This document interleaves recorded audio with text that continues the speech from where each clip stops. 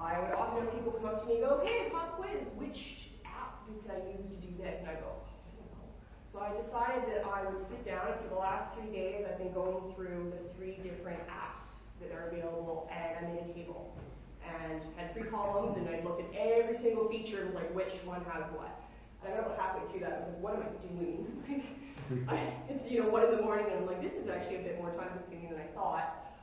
So I'm not going to go through those tables with you today. I don't think all of us are that nerdy, but I'm going to share some high-level overviews here. So yes, it is true. There is more than one version of OneNote out there, and it's actually confusing to some people. A lot of new users will come to me and go, "Kelly, why doesn't mine look like yours?" And I'm going, "Ooh, you clicked on this button versus that button." Kind of what we heard Sean say with the 2 Power BI icons that look similar. So yeah, there are 3. I'm not focusing on older versions of OneNote. I'm just sticking with 2016. But yes, there is a 2016 version. There's an app version. At Microsoft, they call it Universal, and I'll explain why. And then there's also OneNote Online, so the browser-based option. Yeah, I'm here today, covered all that. I was looking around for answers, and my colleague, who's also a OneNote MVP out of Germany, did a really great video explaining the differences. I'm going to show you like 10, 15 seconds of that. Hopefully the audio works. Edge. And just going to raise the volume. I apologize if you can't hear him completely. We can't see it or see him. Thanks, that's crazy.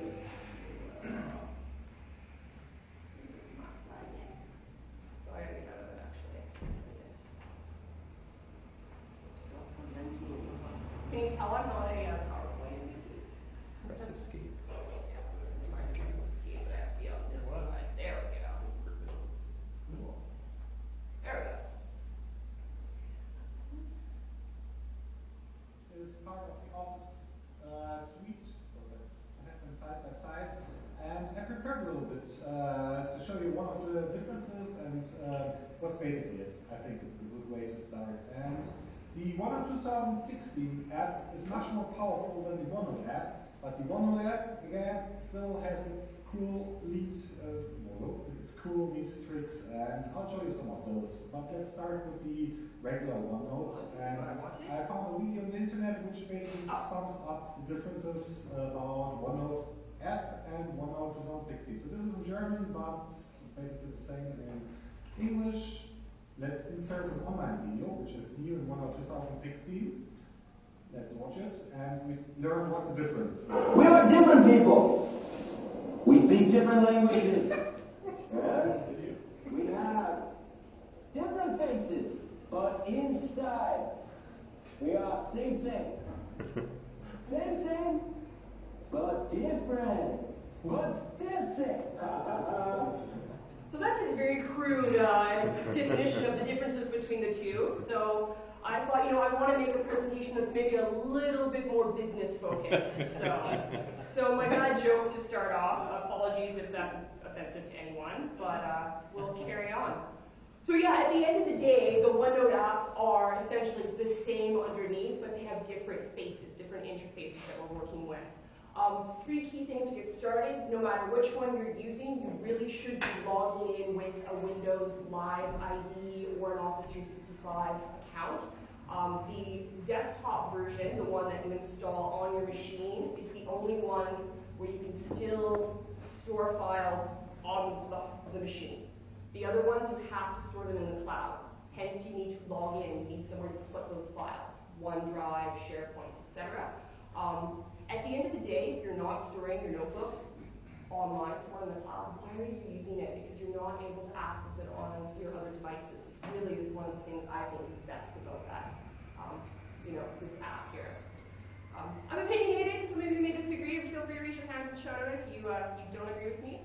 The other difference really is cost. With the desktop application, you do have to pay. You do have to get all of the buttons, all the bells and whistles. It comes included with an Office 365 account. So you're not paying $99 just for OneNote, you're getting all the other things. You can download the OneNote 2016 desktop program for free, but you'll notice a lot of the buttons are grayed out. And I'm doing PowerPoints today because I realized if I wanted to demo what all that looked like, I would have had to uninstall all of this, and I went, that's a lot of my time, I'm not willing to do it. The Universal app though is free, and you can download it from the App Store. And OneNote Online, well, you don't have to do anything, it just exists. When you log in with your Outlook.com email or your Office 365 email, if you're opening a file that is tied to OneNote, it's going to pop up in the browser. Access. So the program and the app, you're going to go to your Start menu, whereas the online one is in the browser, i.e. Edge, Firefox, Chrome, it works across all of them. So I thought we'd take a few seconds to look at the visual differences. Another reason I'm doing PowerPoints is because I got a lot of business data in here, so I was trying as much as possible not to have to start redacting different parts here. So the desktop program is, as you'll notice, the most cluttered. There's a lot going on here. There's a lot of buttons. You'll notice in the top right there, there's a ton of extra buttons that you may not have in your program. Those are the one-tastic add-ins. So at the end of the day, you're seeing a lot of color, a lot of buttons. Whereas if we compare it with the OneNote Universal app, very streamlined, much simpler, a lot less cluttered. One thing that I've noticed with using this is that there's also less ability to customize it to suit what you want. You're kind of stuck with the way this is laid out. One key, I think it's awesome, difference with the Universal app is the ability to see these little previews of your page. If you look back, you're seeing on the far right there the names of the pages, but with the Universal one, you're actually getting a little snippet of the text or the drawing that's on there. So kind of neat. For some of us, maybe not what we want, so it's something to think about. Can you modify that? Can you condense those? Because I've got tabs that have like 100 pages in it. It would take forever to scroll down. Fair enough. You can on the iPad, so I imagine Certain devices have a checkbox that you can kind of tweak around with that, but some of them you're kind of stuck with it. One key thing I haven't really brought up yet is these here are not, we'll see it when we move to the next one, these are all the pages that exist in this section, which is general. With this one here, it's not based on those pages, it's based on the most recently used page. So they're not actually going to show up, and I'm getting ahead of myself, but they're not actually going to show up in the order that they're laid out in your notebook. They're actually, if I go and click on 120 down and do some typing, it's going to bump up to the top. And I'll do a little demo later if you want to have a look at it. The third one I want to show off, though, is OneNote Online. You're noticing it's kind of looking a little bit more like the desktop program, but you've got your notebook pane and your pages pane on the left here. And again, we can't customize this. We can't move those over to the right if we want. Our tabs are always kind of minimized, and we'll walk through some of the little things that we can customize. One just thing I wanted to point out, the biggest difference is just the number of ribbon tabs and the number of functions. So 6 tabs plus the file tab in the paid program, only 4 in the app, and we have 4 in the online one, but you're noticing even within the same tab, there's vast differences between what you can do. And I'll be pointing out some of the key ones, which will help you decide, I'm trying to do X, which app should I use? And this whole presentation will be uploaded so you can look through it in more detail, because I only have 5 minutes left. So the biggest difference for me visually that I found is that if we notice on the navigation structure, that notebook pane, on the left, not even visible, and again, not even visible. This one can be moved. You can choose wherever you want it to be. You can also pin it open or unpin it to close it. With the Universal app, you're actually clicking on, see the 3 lines, the pancake, I guess, whatever, hamburger, pancakes, whatever you feel like. It's the waffle and the pancakes. Pancake, fine. Breakfast foods, breakfast foods. So you click on the 3 lines and then the notebook pane becomes visible, but you can't force it to stay open. So that's something that some people might find annoying. With the online one, same thing. You've got to click on the button that says notebooks, and then you actually get a whole other screen pop up, which gives you your list. So if you're flipping between notebooks a lot, I would highly suggest leaning more to the paid version because it's a little bit more, a few more clicks to get to where you want to go. The pages pane, same thing. So typically out of the box, and the paid one, it's on the right, and the other 2, it's on the left. The paid one, you can move it over if you want. So it's your choice. The other two, you're kind of set in that set structure. As we talked about a little bit earlier, with the Universal app, the recent pages are in chronological order by the last modified date. You're only seeing the pages in the notebook you're presently in. So for me, I tend to find this useful more in my personal life, like the grocery list, the to-do list, the travel plans. I don't want to dig down to find them. I want to see what I was working on last. I've included these. I'm not going to read them through for you. You can go check them out. This is a list of all the features that are only available in 2016, the features that are only available in Universal as of today, and the features that are only available in OneNote Online. I had none to include, so I put a little picture that may have taken up some space. This is what I started working on the other day, just to kind of get a feel for, like, okay, what am I talking about here? What are the differences? Covered a few of them already, talked about subscriptions and where to go get them. At the end of the day, the paid version, the program that you install, really works best on your PC. The app works really good on your tablets and smartphones. That's the one my go-to one. And well, the online one really only works on a PC because you need a browser. It's not as, I wouldn't go and open IE on here and go look for a notebook. I'm definitely down with the app. The key thing I want to point out, 2016, I don't want to say no updates, but you're going to be seeing the regular monthly updates happening in the app. That's where they're focusing. That's what they've said in their blog post. I read it online. It's public. I'm allowed to talk about that. OneNote Online, again, will be updated regularly, but really the app's where they're putting most of their effort. So anything new, shiny, exciting, you're going to find in the app. So that's why I was like, maybe I should start using this thing, because I'm feeling like I'm falling behind.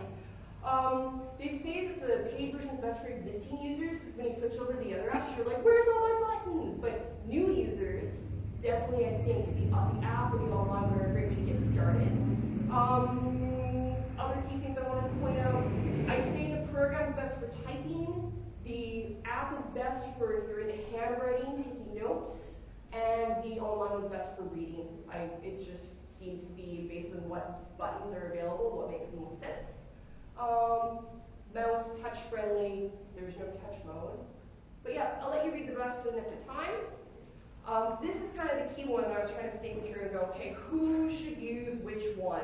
And I feel like OneNote Online is really for noobs, for visitors, for voyeurs, for people reviewing information, or maybe making some simple notes, but there's not really, I know I'm trying to make some humor here, but there's really not a lot of buttons to be playing around with. So if you need to be interacting with that information more, I consider switching over to the app. I put elementary students and seniors for the app just because it's so intuitive. Like if you look between the two, it's not overwhelming and it's intuitive. I really feel, and we can look at them if we have time, to just really see, how visually easy it is to figure out what buttons mean without having to memorize them all. I say trendsetter simply because that's where all the new hot stuff is. So if you want to be on the cutting edge, you're going to get all the cool bells and whistles. I say household owner simply because it has all the tools and functions that I need as a household owner to manage my life. List makers, note takers. If you are into using your smartphone, I definitely recommend the app. I mean, it's my favorite thing is to be out at the grocery store and my boyfriend's in the house going, ooh, we need milk, and then that pops up on my screen. Check the box. That's your favorite thing. I love it. I love it, man. Absolutely. The paid version, though, university students, researchers, anyone taking heavy documentation. If you're millennials in there, I don't know why. I was trying to like artists, architects, whiteboard users, because of the ability to draw. I really think, and if you have a Surface, you have the stylus. I mean, the pen is amazing compared to me trying to do it with my finger. It doesn't seem to work out too well. So Kelly, isn't it the Universal app is what opens when you click the pen button when your Surface is locked? Yes, but later on in the presentation, I have a link to how to switch that button so you can actually change it to open the paid version. Oh, good. Because I don't want the app. So Yeah. at work, I want to click once, Yeah. have the program open, click twice, get my screenshot, good to go. Super, yeah. So yeah, that is absolutely possible. I'll use Because I was frustrated myself. If you have business users or multiple authors collaborating, I would say the paid version is better simply because you have more kind of revision, reviewing unread work. large volumes of data, people's secrets, because you have to have, if you want password protecting pages, you need to have the paid version. And people that are particular, because if you like to choose how the layout is and have it just the way you like it, you're going to need the paid version. So yeah, this is my super technical presentation. These are the key features that I noticed for each one. So really that big long table at the end of the day, OneNote Online, photo editing, you can only crop. When you go and put a photo, like I take a photo and go to put it in, you can only crop, that's really it. So you're not getting to do much else with it. So reading, typing only, app definitely for drawing. You can draw with your mouse if you need to, there's a button for that. But really at the end of the day, the paid one, you can have multiple windows open at once. You can have a mix of drawing and typing. You can set pictures of backgrounds so you can annotate over top of them and they're not moving all around your screen. If you do screen clippings like I do, definitely that's the way to go because it's the only app that lets you do the Windows key Shift S. I don't know what I do without that. If you take video or audio recordings in OneNote, that's the one that lets you do that. If you're into writing equations, quick notes, custom tags, very detailed searching, so filtering down by lots of refinements, or if you're a fan of macros, because at the end of the day, that program is the only one that will let you install those third-party ones. So what I endeavored to do was make a table like this with all the OneNote features, and then I realized, oh, this is really, really, really long. So I'm going to put it online somewhere, and I'll put the link in. You guys can look at it if you want. I threw some bonus stuff in there if you're feeling like it. So if you want to know how to move around the interface in the paid one, this is where you go. These are the checkboxes that you turn off or on to move stuff around. If you want to know how to switch between the mouse and the touch, that's where the button is in the paid one. If you do have a surface with a pen, here's what you can do with that pen and how you can set it to the app that you want. And one thing I really wanted to point out, feature requests. If you're like, why is this not in there? Go on user voice. They honestly look at it all the time. To be honest though, this is really where you go if you want to request more stuff in the Windows 10 Universal app. That's really where they're focusing. Because with the 2016, I mean, those updates are coming out every so many years versus every month.